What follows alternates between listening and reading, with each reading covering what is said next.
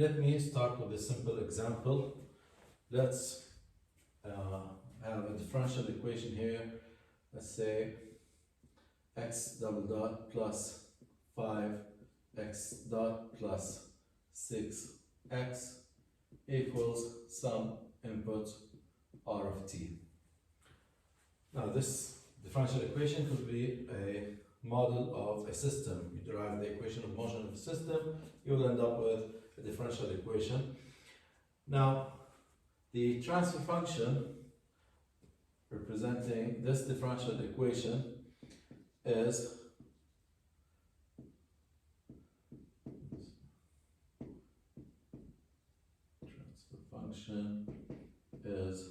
simply use the Laplace transform g of s, which is the output x of s, divided by the input r of s. And keep in mind that always the initial conditions used are 0 when determining the transfer function. This will be 1 over s squared plus 5s plus 6. It's a simple transfer function. Now, as I said, to determine how this system responds naturally, I'm going to use an impulse input, which is r of t equals delta t. Now the Laplace transform of this impulse r of s equals 1. So now x of s is basically the transfer function g of s times r of s, and r of s is 1, so basically I will end up only with the transfer function. So x of s in this case is going to be 1 over s squared plus 5s plus 6, which is, as I said, the transfer function. Now, to find the response here, I'm going to need to use the inverse Laplace transform. And to do that, I'm going to use partial fractions here. It's a second order polynomial down here, and this polynomial can be represented as 1 over s plus 2 times s plus 3. And s equals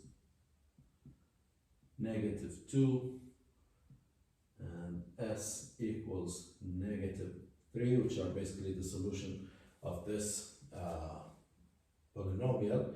These are called the roots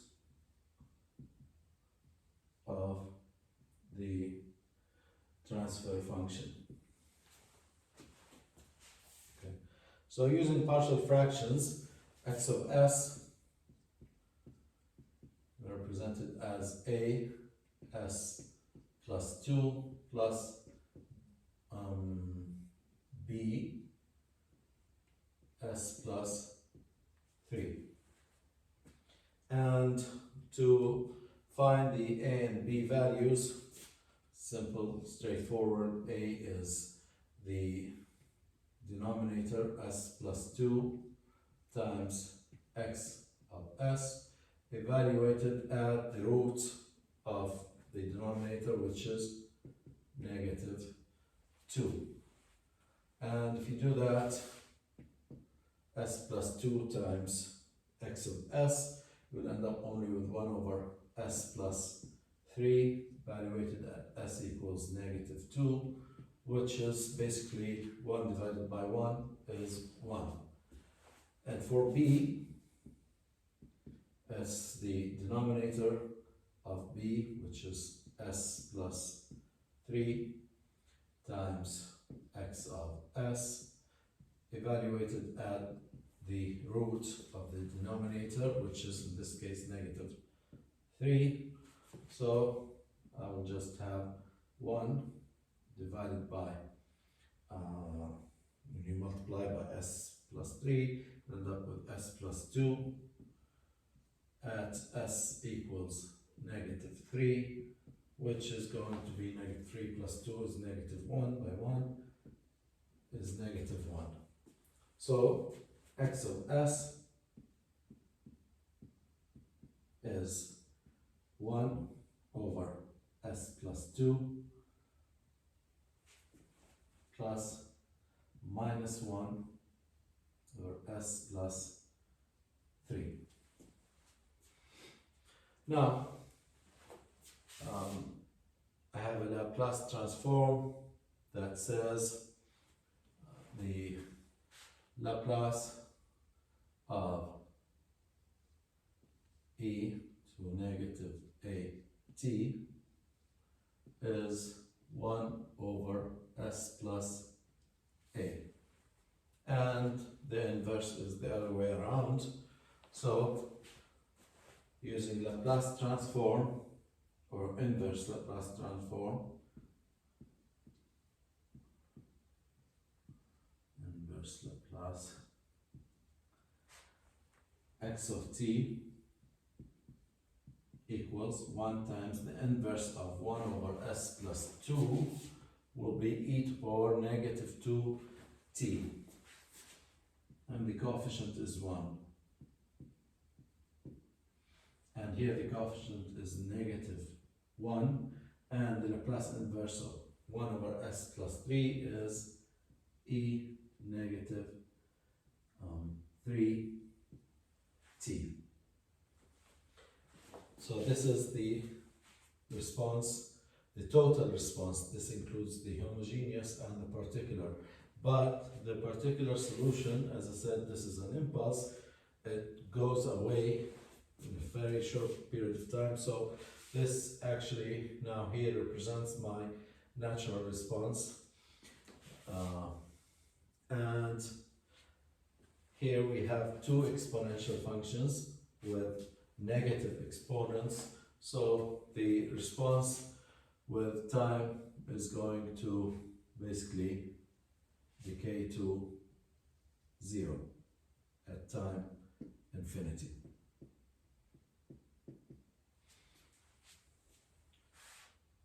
Okay?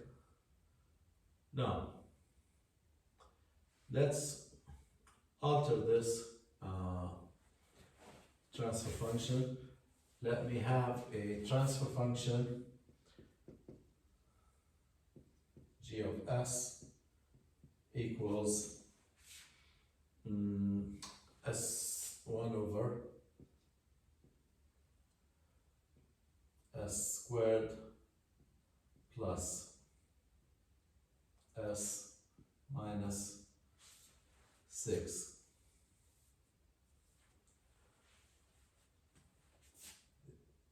The factors of the denominator here are going to be s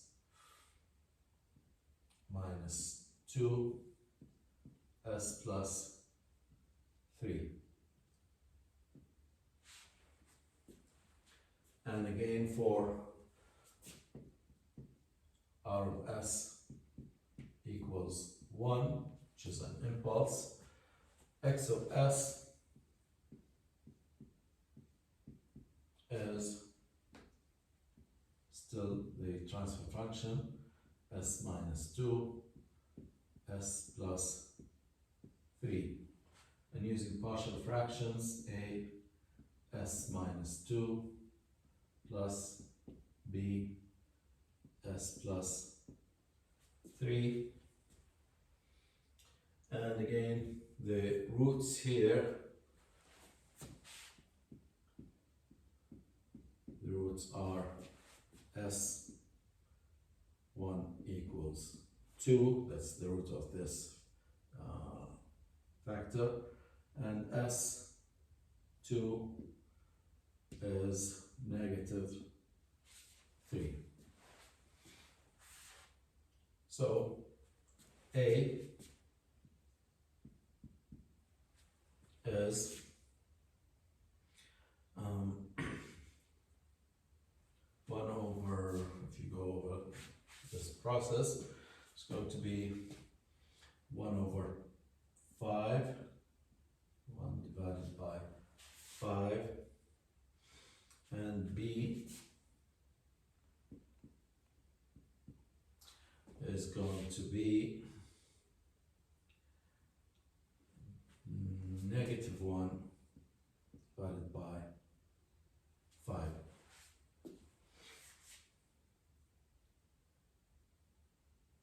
So x of s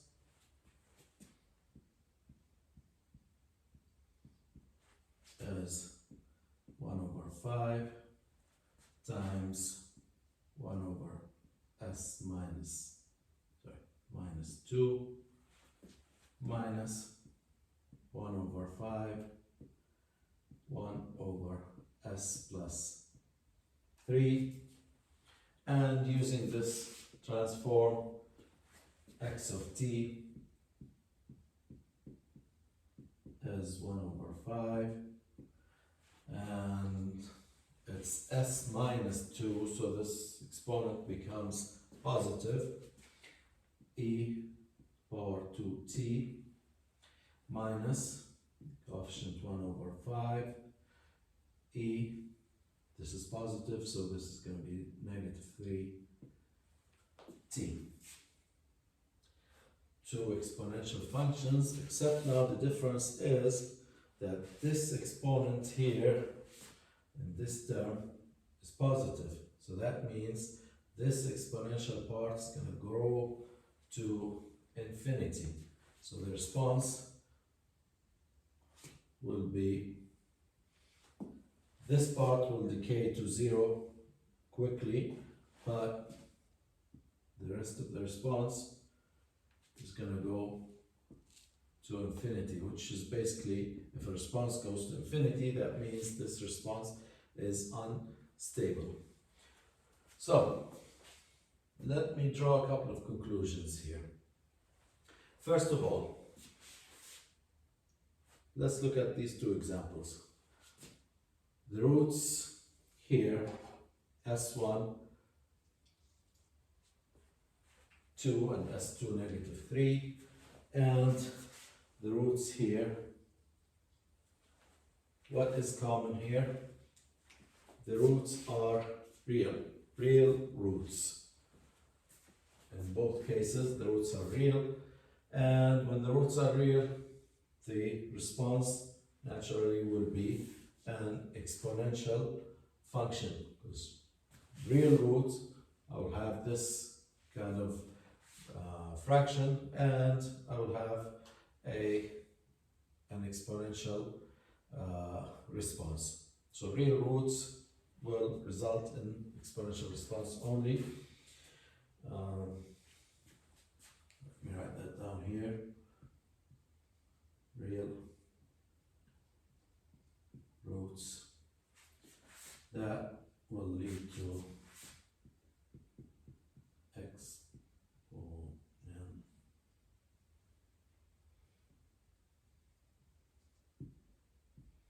response. Now, that's one conclusion. The second conclusion is these two roots are negative, so that the exponent on the exponential functions here is also negative, and negative exponents lead to decaying response that decays to 0. So negative roots will result in stable response. Any response that decays to 0 or goes to a constant value, that's considered a stable response. So negative roots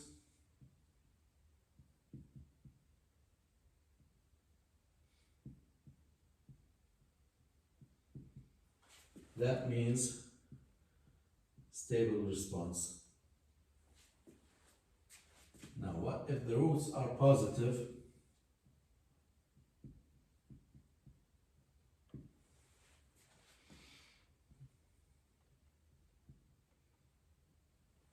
right here, the negative root appeared as negative in the exponential function, and the positive root appeared as a positive exponent here in this function.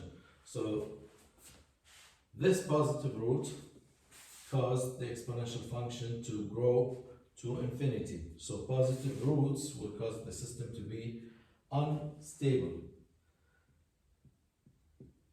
Unstable response. So positive roots, unstable, negative roots, stable, real roots, exponential response. So these are the conclusions that I can draw from these two examples.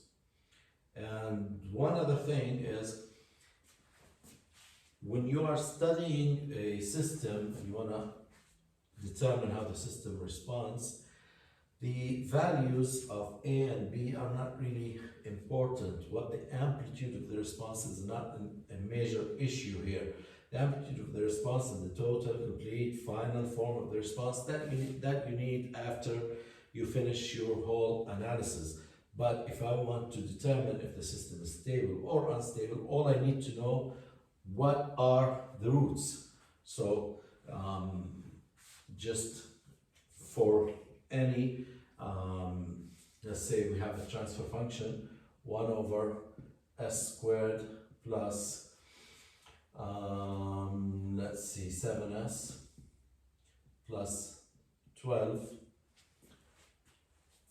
I will go to this polynomial. This polynomial will be s plus 3 times s plus 4. So the roots, s1 is -3 and s2 is -4. So now, without any further analysis, I can determine that x of t, well, let me write that down here, x of t is going to be some amplitude, and I don't care what it is right now, and it's a real root, a negative root. A real root means exponential function, and the root t plus b, and the second root is -4 e to -4 t. And here's my complete response in one step. All I need to do is look at the transfer function g of s, determine the roots of this transfer function, and here's my response. From the roots, even if I don't write down this response, just by looking at the roots, okay, this system has real roots, so that's an exponential response. The roots are both negative, so my system is stable, full stop. And I've determined now the stability of the system just by inspecting this equation. And this is why this denominator of the transfer function is called the characteristic equation. Right here, this denominator, and similarly this denominator, that's where we got roots, and the same as here, they're called the characteristic equations.